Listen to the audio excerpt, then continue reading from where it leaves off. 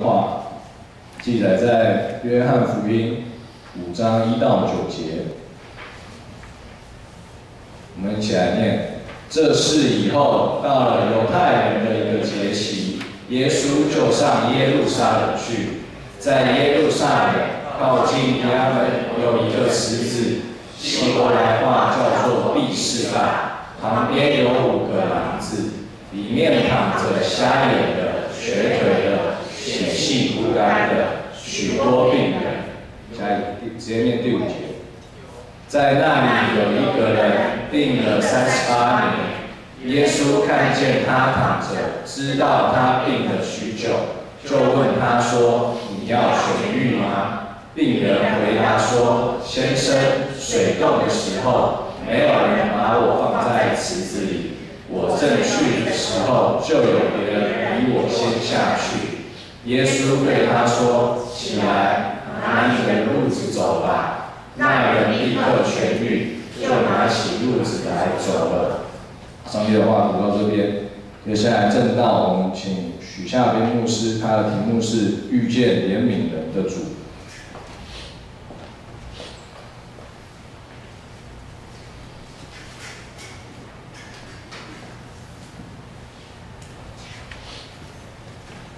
弟兄姐妹平安。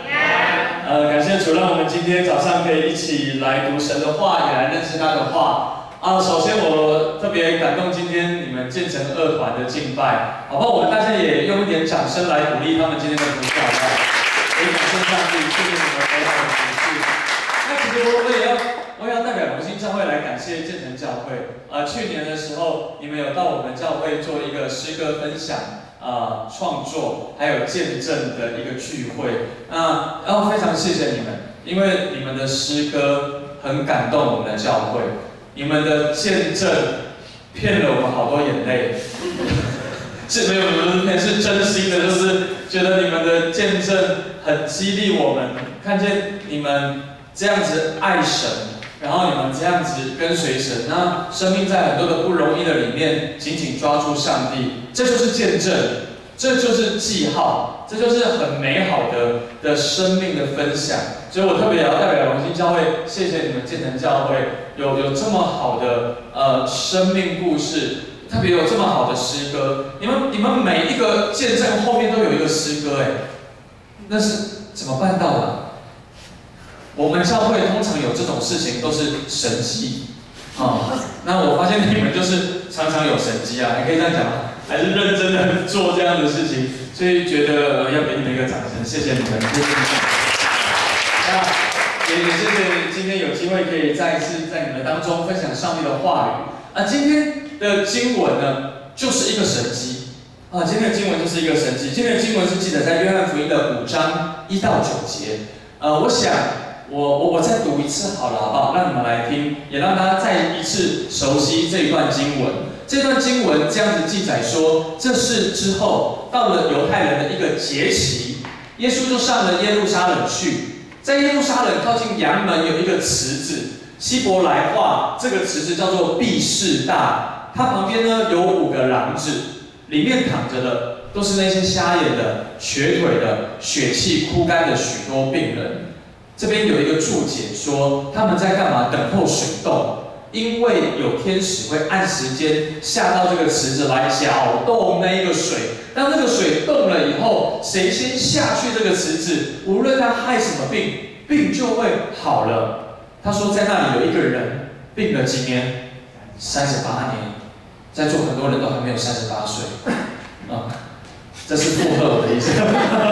他咳了一下，阿门。他病了38年，耶稣看见他躺着，知道他病了很久，就问他说：“你要不要痊愈？”那个病人回答说：“先生，水动的时候没有人把我放在池子里面，我正要去的时候，就有别人比我先下去了。”耶稣就对他说：“起来，拿你的褥子走吧。”那个人立刻就痊愈了，他就拿起他的褥子走了，离开那个地方。今天这段经文呢，我想给大家一个题目，叫做遇见怜悯人的主。让我们今天透过这个经文，一起来遇见这位怜悯你，也怜悯我的神，这位主。约翰福音，传统上面说，它里面的神迹一共有7个神迹。约翰福音的第一个神迹是我们耳熟能详，就是迦拿的婚宴。迦拿的婚宴是耶稣去参加一个宴席，那个宴席的主人酒都喝光了，没有酒了，就来找耶稣。那个仆人就来找耶稣说：“没有酒了怎么办？”耶稣就用水变成了酒，好叫那一天的宴席宾主尽欢。第二个神迹就是一个大臣的儿子生病了许久，他知道耶稣有能力，他就来找耶稣求耶稣的医治，而他的儿子也因此得着好了。今天这个神迹就是约翰福音的第3个神迹，就是在毕士大池旁边的瘸腿的这一个。在约翰福音里面，神迹的翻译叫做记号，因此我们知道神迹的发生都有它背后的一个含义。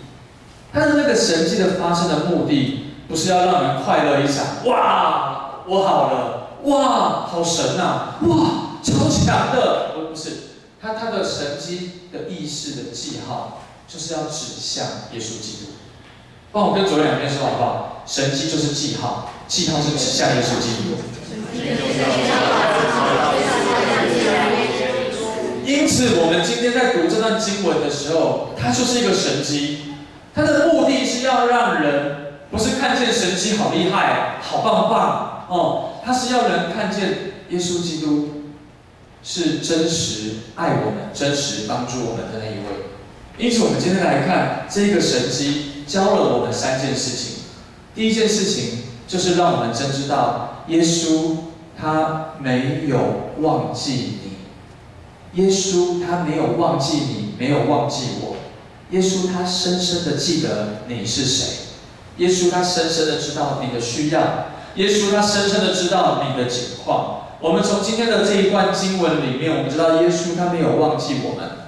这里第1节到第3节经文说，这事以后到了犹太人的一个节期，耶稣他就上了耶路撒冷去。他在耶路撒冷靠近羊门的一个池子，希伯来话叫做毕士大池，旁边有5个廊子，里面躺着瞎眼的、瘸腿的、血气枯干的，不止这3个，还有许许多多的病人。我们看到第1节说到犹太人的一个节期到了，耶稣就上了耶路撒冷去。节期到底是什么节期？犹太人要上耶路撒冷，到底是什么节期？是他们要过的节期。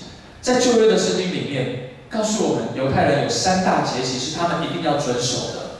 这3大节期是神要他们去守的。第1个节叫做逾越节。逾越节是什么意思？要犹太人来遵守。我们都知道出埃及的时候，出埃及记的里面，以色列人被当奴役，在埃及里面做苦工。神呼召摩西要起来带领以色列人离开埃及地，进到迦南地，进到那个地方去侍奉敬拜耶和华。然而我们看见，当摩西要去带领以色列人出埃及的时候，那个时刻，整个埃及地的老大法老，他不允许以色列人离开。为什么不允许？因为他们是免费的工人啊。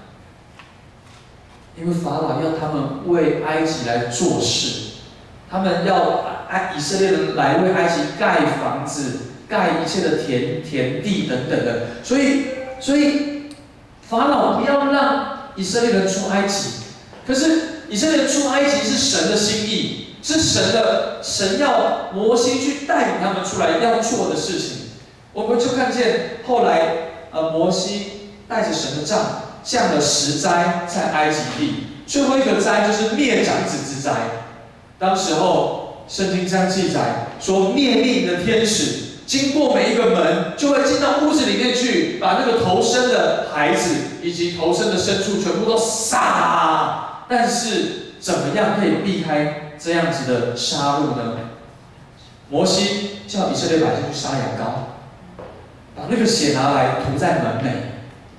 只要那个灭命的天使经过这个门，看见有这个记号，就会越过。所以逾越节就这样来了，越过因此，逾越节对以色列人来说是什么？是一个恩典，是一个救赎，是一个帮助。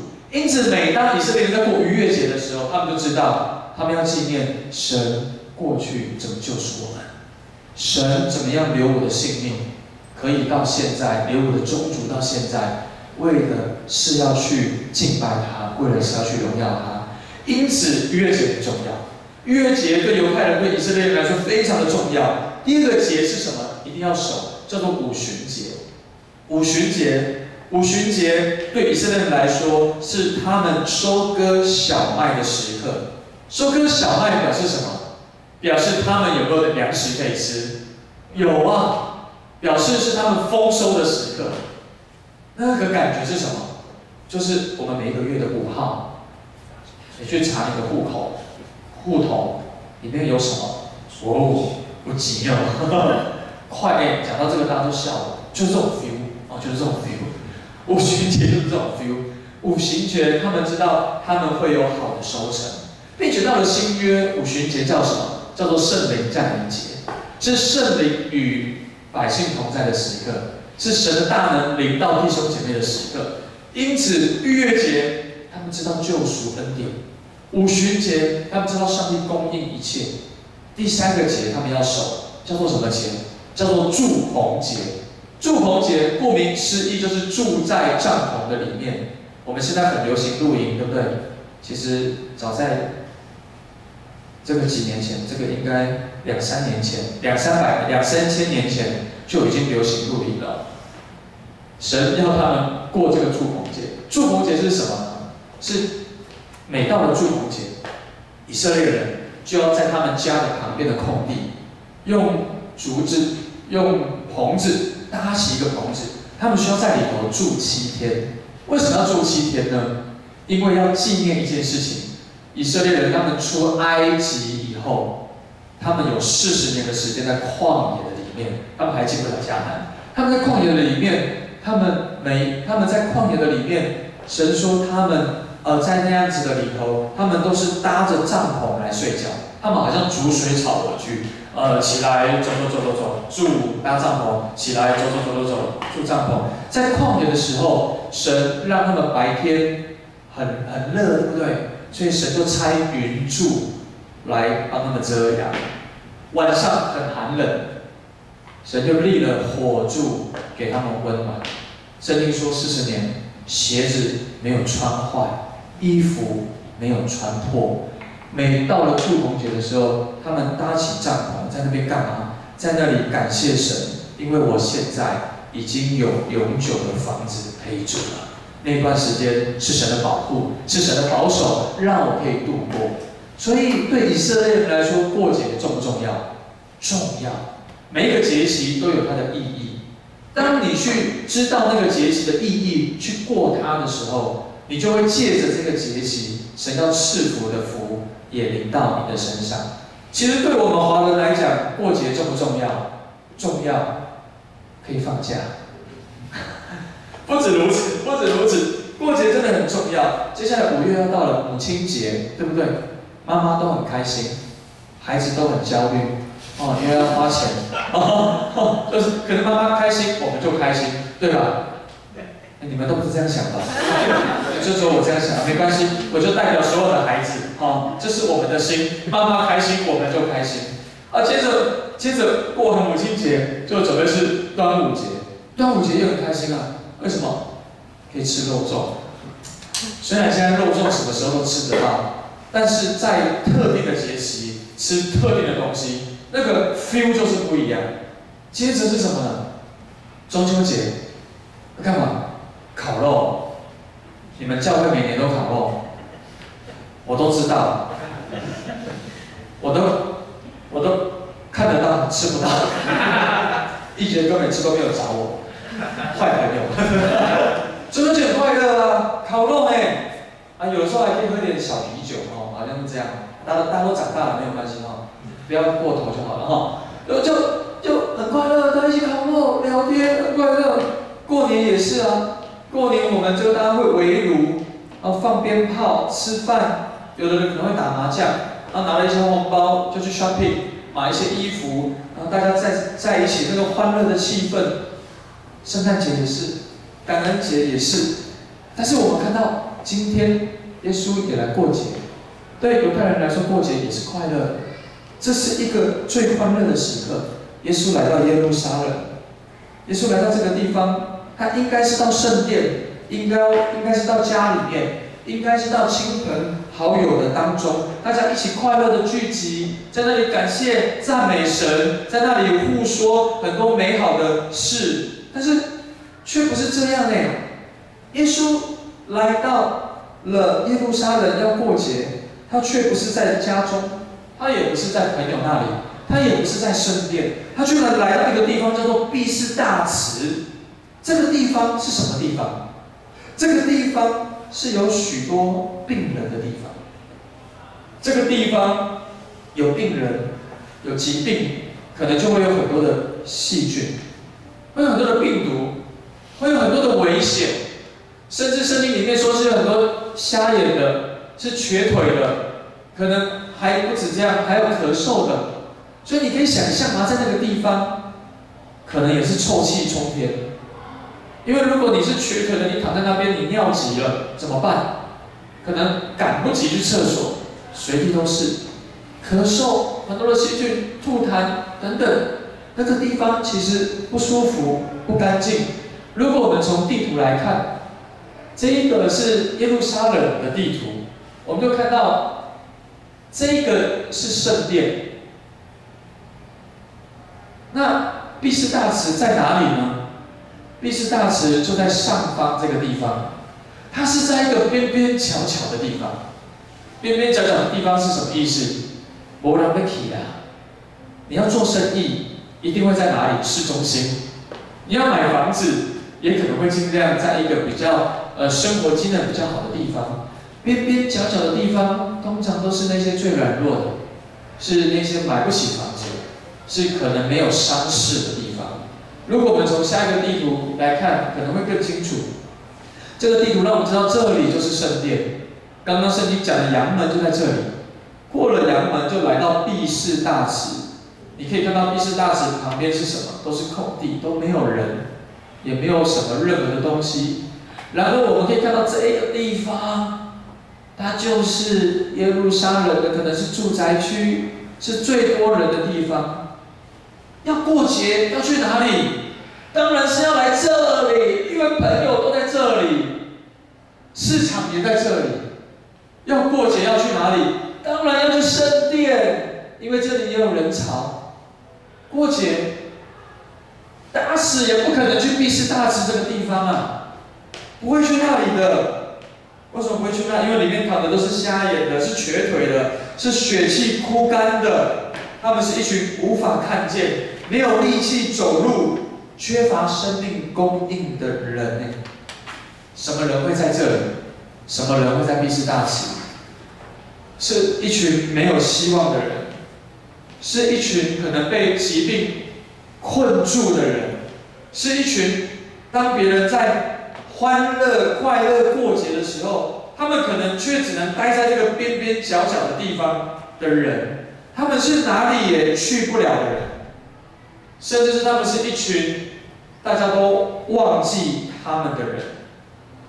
弟兄姐妹，当全城的人都在欢乐过节、放鞭炮、唱歌的时候，每一个人都和最亲的人在一起，和最爱的人在一起。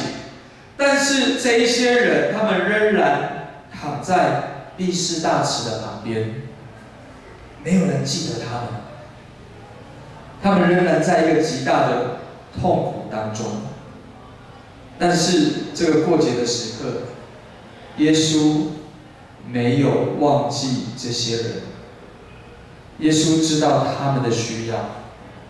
耶稣过节的时候没有来到朋友的家，没有来到圣殿，耶稣来到边边角角的毕士大池。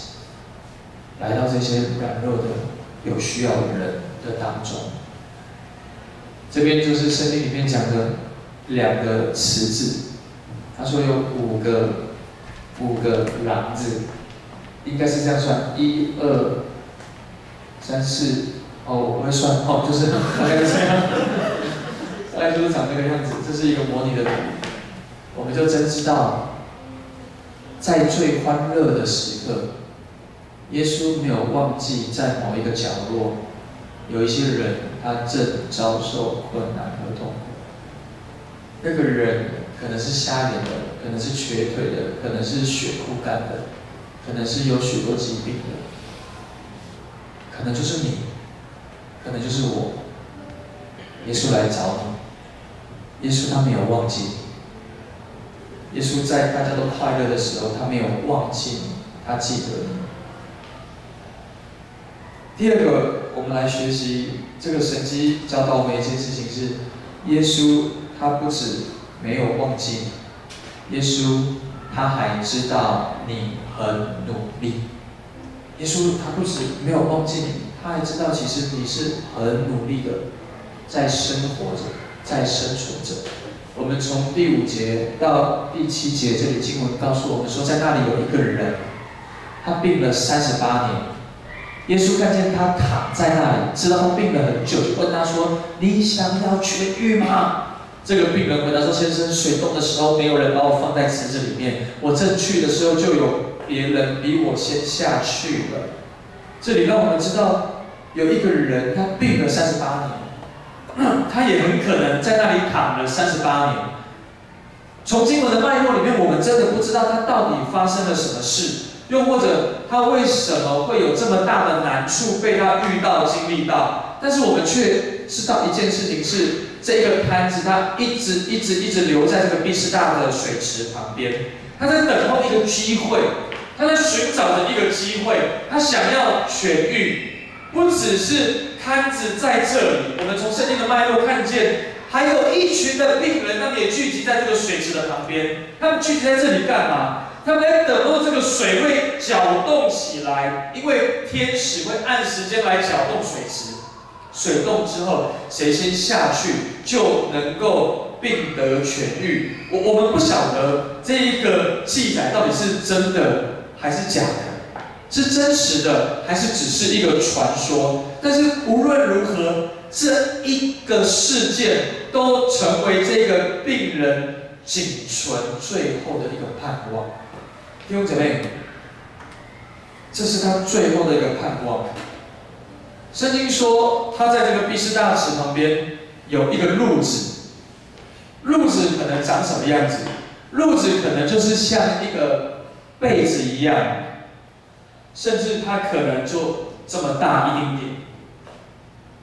你知道，对于这个病人来说，这个路子，这一个小小的路子，他成天躺在这个路子上面，他成天躺在这个路子上面，他期待着有一天，这个水池的水被搅动了，他的希望就来了，他的机会就来了。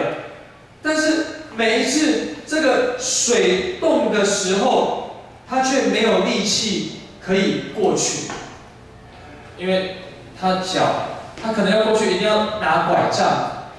那很有可能一群人看见水洞也冲过去就撞到他，他可能也就跌倒了。他没有力气，他不能动，因为他的脚已经枯干了，已经萎缩了，他的脚基本上是没有任何的作用。当他躺在那个路子上的时候，你可以想象他多希望有人可以伸一只手来帮他，可以来扶他。我们相信在这个廊下一定有很多人，他多希望有人可以来拉他来帮他。但是会来这个廊下的人都是生命有困难有需要的，他们其实都已经各自有各自的难处，都自顾不暇了。他们每一个人都想要得痊愈，但是我们发现没有人可以来帮他，没有人可以来扶他。但是这一个摊子，他没有因为没有人来帮他，他就自暴自弃、怨天尤人。我们发现摊子他还是在他的路子上，他很努力的想要进到这个水池里面，因为他知道他只要一进去了，他就有机会站起来，他就可以享受好像站起来的那个滋味。他每天都在想，以至于他可以坚持下去在那一个地方。摊子很努力，但是每一次水一搅动，就有人比他先下去。你可以想吗？他可能听到后面的水池搅动了，他躺在这个地方，他过不去，但他还很想过去，那怎么过？他只能用手，他只能用手拖，一直拖，一直拖，可能拖到他的手都没力了。你会怎么过去？如果是我，我可能用下巴，下巴都肿了，我会用牙齿，用额头。耶稣知道他的，耶稣其实也知道我们也都是如此的努力的，在我们的困难，在我们的困境的里头，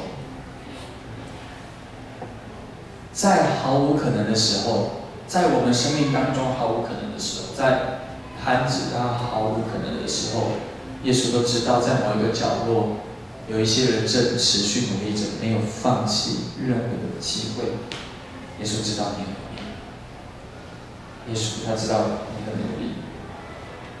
我们来学第三个，第三个是耶稣看着你就爱你。弟兄姐妹，耶稣他看着你，他就爱你。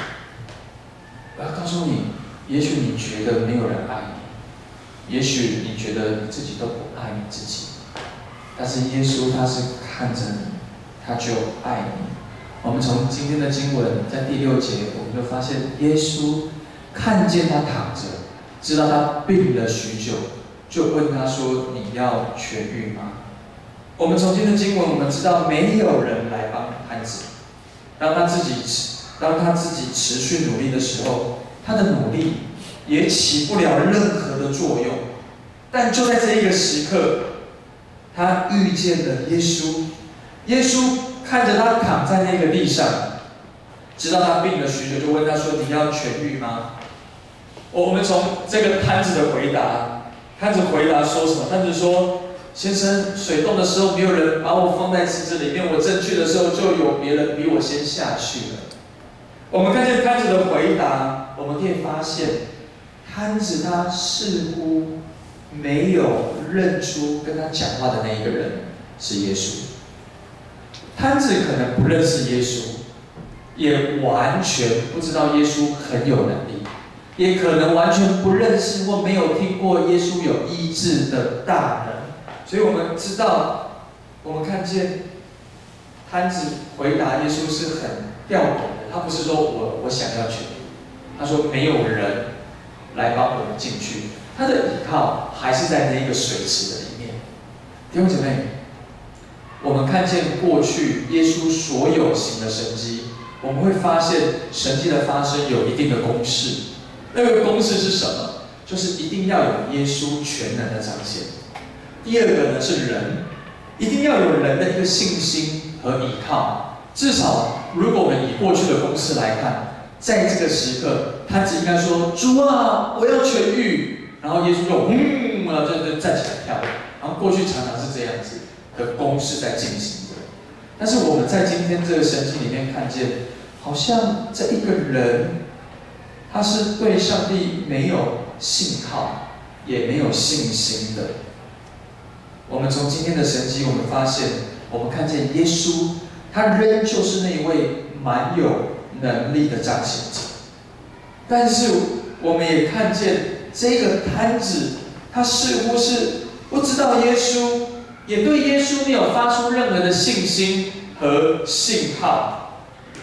但今天的这个神迹，我们就理解，也发现没有信心，就算你和我，就算摊子没有任何的信心，我们的信心就算完全的不足够，也不能够拦阻神要做奇妙的事。弟兄姐妹，就算你和我信心很强大，我们也无法强逼上帝一定要有什么样子的作为。当然，我们知道有信心很好，有信心也很重要，但是我们的经验是什么？我们都知道，我们更多的时候，我们的经验是我们的信心根本就不足够。更多的时候，我们是知道我信，但我信不足啊。照理说，照以前的公式是信心要充足才有可能有神迹。可是在这里面，我们发现，当我们没有信心的时候，神仍然做事；当我们有信心的时候，他是帮助我们的神。当我们没有信心，信心是离我的时候，他们就是帮助你、帮助我的神。弟兄姐妹，神迹是出于上帝的主权，更是出于他的怜悯。我们在马可福音10章21节，我们就看见有一个少年的财主来问耶稣说：“我怎么样才可以得着永生？”耶稣跟他说，耶稣看着他，耶稣看着这个少年的财主，他看着他就爱他，就跟他说：“你还缺少一件，去变卖你所有的来分给穷人，就必有财宝积在天上。你还要来跟从我。”大家注意听哦，耶稣是看着他就爱他。圣经里面记载不是这个少年的财主去变卖一切，耶稣才爱他。这个经文的记载也不是这个少年的财主来跟随耶稣之后，耶稣才爱他。耶稣是说，耶稣看着他就爱他。弟兄姐妹，耶稣也是一样，不是照着你是谁，不是照着你的财富，不是照着你的学历，他才来说他要爱你多少，不是照着你的信心，不是照着你的渴慕高或低来决定要给你多少。耶稣他是看着你就爱你。诗篇上的诗篇18节告诉我们说，耶和华他靠近伤心的人，他也拯救灵性痛悔的人。因此我们知道，在我们还不认识他的时候，耶稣早就已经看见，在某一个角落有你，有我，有他需要耶稣的拯救。耶稣来就是要来帮助我们，让我们有一个更丰盛的生命。耶稣来就是要帮助我们，可以借着他的爱来走他的道路，进入一个丰盛的恩典。我要请敬拜团上来。耶稣没有忘记你，耶稣没有忘记我。耶稣他在的都知道，也在意我们。耶稣也知道你很努力，耶稣也知道你很认真，他没有忘记你。耶稣他看着你就爱你，好不好？今天让我们再一次的来遇见这位怜悯你、怜悯我的神。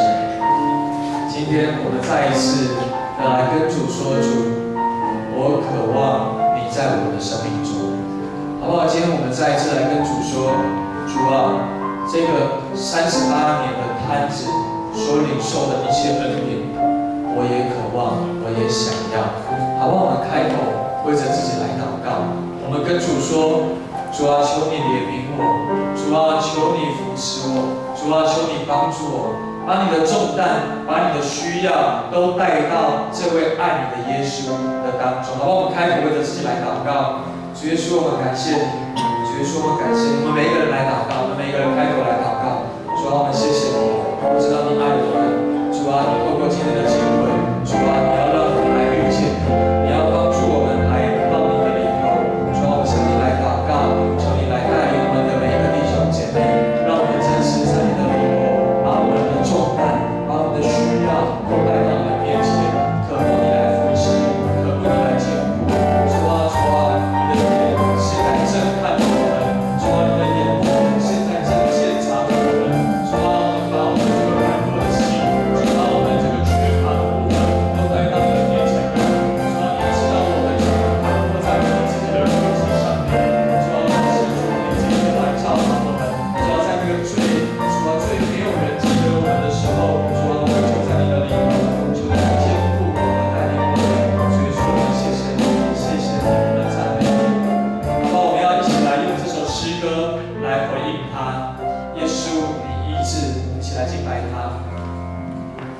耶稣，你宣告这个自由。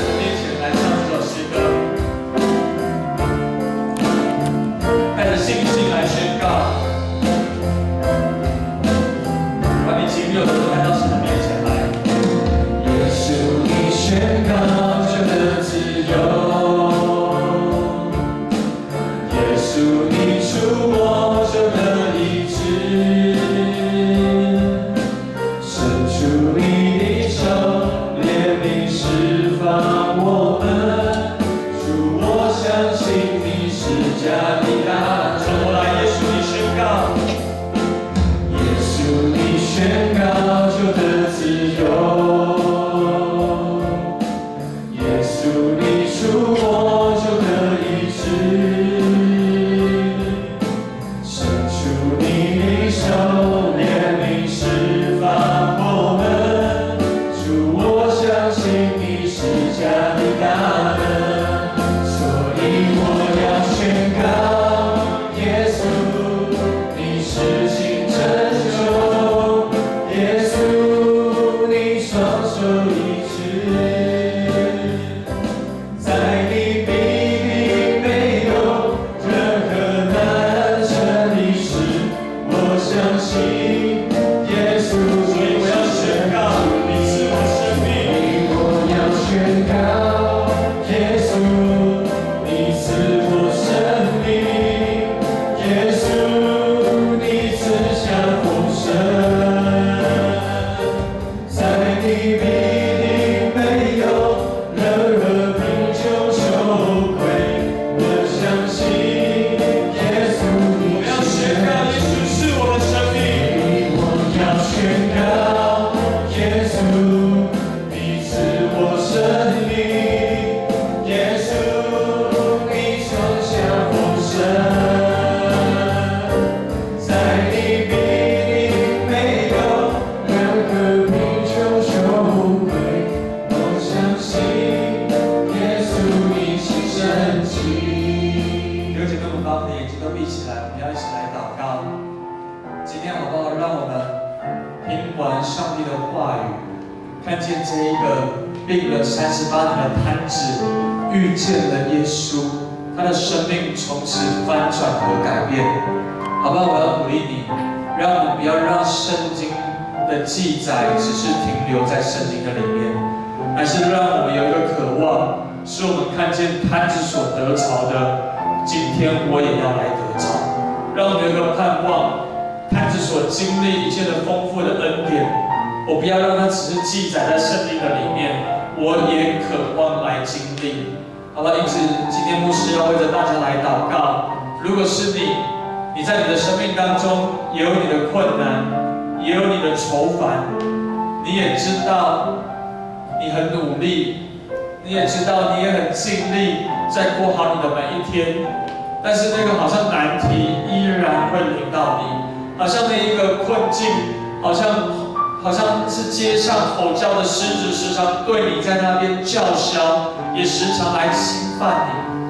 但是耶稣，他今天好像圣经一样，他来过节，理当他是要去欢乐，与他的朋友一起快乐，但是耶稣却来到这一个毕士大池边边角角的地方，他来找你，他来找我。亲爱的朋友们，不需要再躲藏，已经来到这位爱你的耶稣的面前，你不需要再躲藏，就来跟他说：主，我需要你的帮助；就来跟他说：主，我需要你的扶持；就来跟他说：主啊，我的生命需要你的介入，因为我的人生，我的环境已经走到一个我没有办法的状态。但是我知道，当这个瘫子遇见你以后，他的生命可以得到改变和翻转，这也是我想要的。弟兄姐妹，如果这也是你的祷告，好吧，我要鼓励你把你的右手放在你的心上。如果这也是你的期盼，我要鼓励你把你的右手放在你的心上，不是放给人看，也不是给牧师面子，乃是给上帝看，让上帝知道他今天要来造访你，他今天就要来向你显明他的爱。牧师要来为你祷告。主耶稣，我感谢你。主，我们看见圣经里面，在一个最欢乐的节期，你却到那个最需要人的那边。主，我们真知道你没有忘记我们。主啊，你没有忘记这个渺小的我。主啊，你没有忘记这个软弱的我。主啊，你没有忘记这个痛苦的我。主啊，有的时候连我自己都忘了我自己，但是你没有忘记我，我向你感谢。主，我谢谢你，因为你今天也好像来到这个毕士大池的旁边，就近这些需要的人。主啊，我们向你说，我就是那一个需要你的人。主啊，你知道我的心情，主啊，你知道我的状态，主，你知道我的环境。主，你知道我需要被鼓励，主啊，你知道我需要被你拥抱，主啊，我今天向你来祷告，你来拥抱我们，主啊，你来鼓励我们，主啊，你来扶持我们，主啊，主啊，主啊，你把你的爱赏赐在我们的当中，好叫我们再一次经历你的爱的时候，我们可以重新站立起来。主啊，我求你赐福在安守在心上的这些弟兄姐妹，因为我们是心里诚实的人，主啊，我们是心里正直的人，主啊，我们的环境如何？主啊，我们就向你来陈明。但是主啊，我们也要求你进到我们的生命当中，好叫我们可以再一次靠主站立，为主站立。纵使我们的信心连一点影儿都没有，你仍然看着我们就爱我们。主啊，把你的爱浇灌在我们的当中，好叫我们的力量可以重新燃起，好叫我们的能力可以重新被你建立。主啊，主啊，让我的口起来赞美，主啊，让我的口起来向你来祷告。因为我深深的需要你，主啊，求你在我们的当中成为我们的主，成为怜悯我们的主，成为我们的信实，成为我们的公义，成为我们的磐石和盾牌。我们要住在你的隐秘处，好叫我们可以重新建立从你而来的帮助和能力。主啊，求你来充满在我们当中，好叫我们可以再次举手来敬拜你，举手来宣告。主啊，在你没有难成的事。主啊，求你来带领我们，坚固我们。谢谢你听我们的祷告，奉耶稣基督的名，阿门。来宣告，他是赐我们生命的神。我要宣告，耶稣，你是我生命，耶稣，你所受医治，在你比你没有任何难成的事。我相信耶稣你是神迹，来宣告他是我的生命。我要宣告，耶稣你是我生命，耶稣你赐下丰盛，在你比你没有任何贫穷羞愧。我相信耶稣你是神迹。好，我们拍手把荣耀归给神，谢谢神在我们当中，哈利路亚。